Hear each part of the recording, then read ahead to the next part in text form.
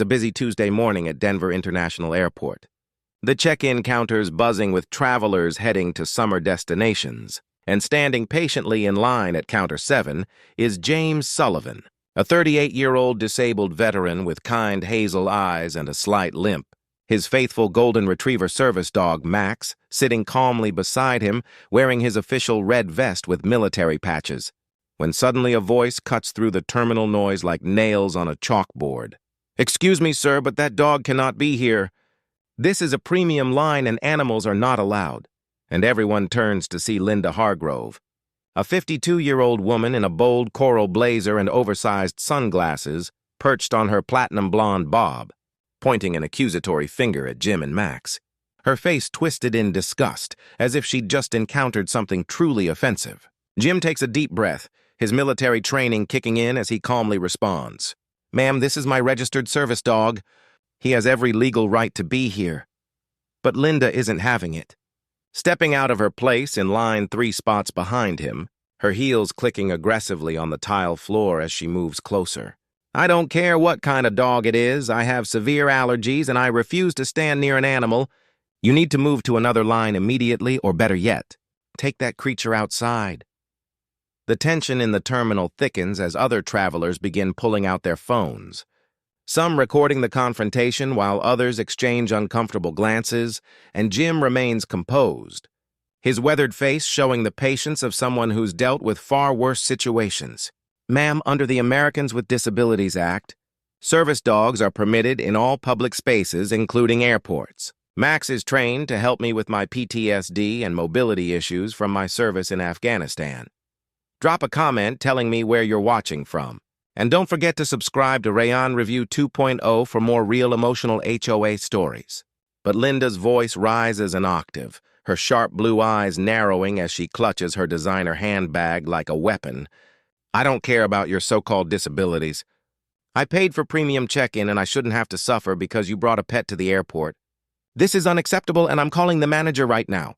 And she does exactly that, snapping her fingers at a young airline employee who nervously radios for assistance while Jim simply stands there, one hand resting gently on Max's head, the dog looking up at his owner with complete trust and unwavering loyalty. Within minutes, Patricia Chen, the airport manager in her crisp burgundy uniform, arrives on scene, her professional demeanor immediately assessing the situation as Linda launches into a dramatic monologue about her rights as a paying customer, how she's flown this airline for 15 years, how her father was a platinum member, and how absolutely unacceptable it is that some random man with a poorly trained animal is being allowed to hold up the line, all while gesturing wildly and making sure her voice carries across the entire terminal.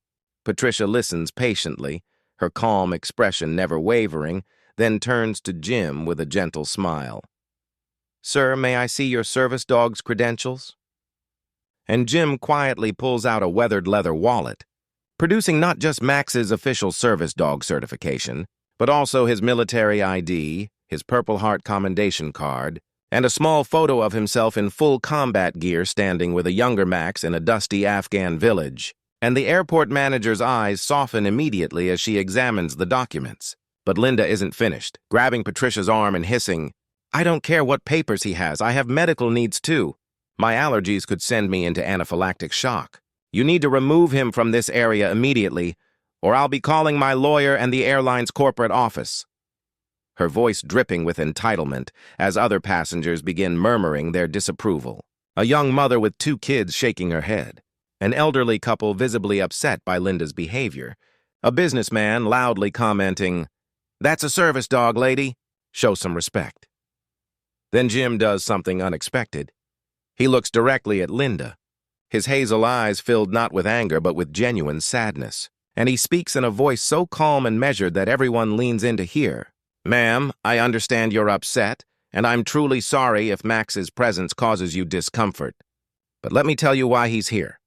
3 years ago, I came home from my 4th deployment in Afghanistan, missing part of my left leg and carrying invisible wounds that nearly destroyed my life. I couldn't sleep without reliving explosions. I couldn't go to grocery stores without panic attacks. I couldn't even attend my own daughter's school play without breaking down. and I was seriously considering ending it all when the VA connected me with Max. The terminal goes completely silent, the usual airport chaos seeming to fade into the background as Jim continues, his hand still resting on Max's golden fur. Max isn't just a pet or an accessory or an inconvenience to your day. He's the reason I'm still alive. He wakes me from nightmares. He creates space for me in crowded areas when I'm overwhelmed. He alerts me to panic attacks before they become debilitating. And he gives me a reason to get out of bed every single morning when my brain is screaming at me that the world would be better off without me. So yes, ma'am, he's coming on this plane with me, because I'm flying to visit my 8-year-old daughter who I haven't seen in 6 months, and I literally cannot make that journey without him. If you're feeling this story, hit that like button and share this video to support Rayan Review 2.0. Linda's face, which had been twisted in righteous indignation, suddenly goes slack, her mouth opening and closing as if trying to form words that won't come. And for the first time since this confrontation began, she actually looks at Jim, really looks at him, seeing the slight tremor in his hands. The way he shifts weight off his prosthetic leg, the military bearing that can't quite hide the vulnerability in his eyes, and something shifts in her expression, a crack in the armor of entitlement. But she's too far committed to back down gracefully, so instead she sputters, "Well, I have rights too, you know. This is still unacceptable." Though her voice has lost its sharp edge, replaced by something that almost sounds like shame. And Patricia, the manager, steps forward, her voice firm but kind. "Ma'am, I need to inform you that federal law protects service animals in all areas of the airport and on all flights. There are no exceptions for customer preference or unsubstantiated allergy claims. If you have a documented medical condition that prevents you from flying near service animals, we can discuss rebooking you on a different flight. But this gentleman and his service dog have every right to be here and to board their scheduled flight." The crowd that's gathered, because by now at least 30 people are watching this unfold, breaks into spontaneous applause, and Linda's face flushes a deep crimson that clashes terribly with her coral blazer, her eyes darting around at all the phones pointed in her direction, at all the disapproving faces, at the young mother who's explaining to her children in a loud whisper about how service dogs help people who are sick or hurt. And you can see the exact moment when Linda realizes she's not the hero of this story. She's the villain. A middle-aged man in a veteran's cap steps forward from the crowd, his voice gruff with emotion. "Son, thank you for your service. And ma'am," he turns to Linda with undisguised contempt, "you should be ashamed of yourself. This man sacrificed for your freedom and you can't show him basic human decency?" And several other voices join in agreement. Disgusting behavior. Someone should record this and put it online. Imagine treating a disabled vet like that. And Linda, who clearly came to the airport today expecting the world to accommodate her every whim, now finds herself completely isolated, the entitled queen dethroned by her own cruelty. Want to hear more life-changing HOA tales every week? Subscribe to Rayan Review 2.0 and never miss the next twist. Jim, ever the gentleman despite everything, raises a hand to quiet the crowd. "It's okay, everyone. Let's all just calm down. I don't want to cause any more disruption to people's travel plans." And he starts to turn back toward the check-in counter. But Linda, her hands shaking and her voice barely above a whisper, says something that stops everyone in their tracks. "Wait, I'm sorry." The words seem to physically pain her, as if apologizing is a completely foreign concept. And she continues haltingly, tears actually forming in her sharp blue eyes. "My brother was in the military. He served in Desert Storm, and when he came back, he was different, angry and scared and drinking too much. And I didn't understand. I thought he was just being difficult, choosing to be miserable. And I stopped calling, stopped visiting, made excuses why I couldn't help, and 5 years ago he took his own life, and I've lived with that guilt every single day, wondering if I could have made a difference if I'd just tried to understand instead of judging him." The terminal is so quiet, you could hear a pin drop. Linda's designer handbag slipping from her shoulder to hang limply at her side, her whole posture deflating as 20 years of buried grief comes pouring out in an airport check-in line. "When I saw your dog, all I could think about was my brother's struggles. How he talked about needing help but being too proud to ask. And instead of recognizing that, Instead of honoring his memory by showing you kindness, I acted like the exact kind of person who drove him further into isolation. And I am so deeply sorry. Jim's eyes, which have seen combat and loss and the absolute worst of humanity, now glisten with understanding. And he does something remarkable. He extends his hand to Linda. Ma'am, I accept your apology, and I want you to know that what happened to your brother wasn't your fault.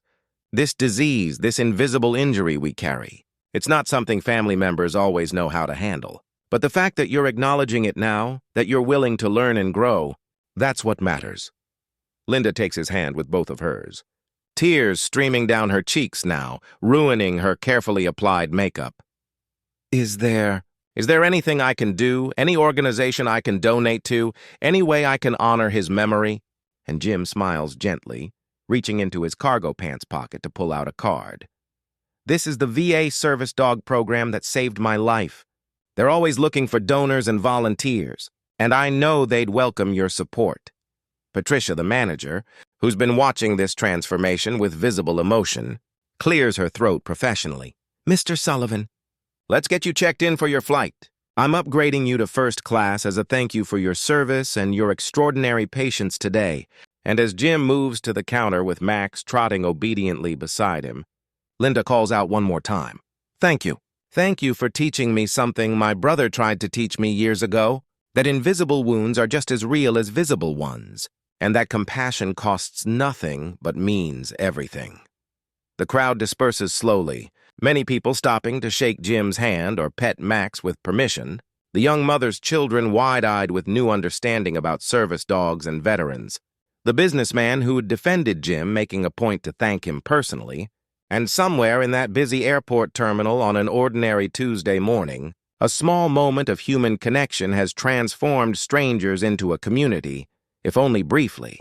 As Jim finally reaches the airline agent, his boarding passes printing out with first-class designations, Max's tail wagging contentedly, he turns back to see Linda sitting in one of the airport's black leather chairs.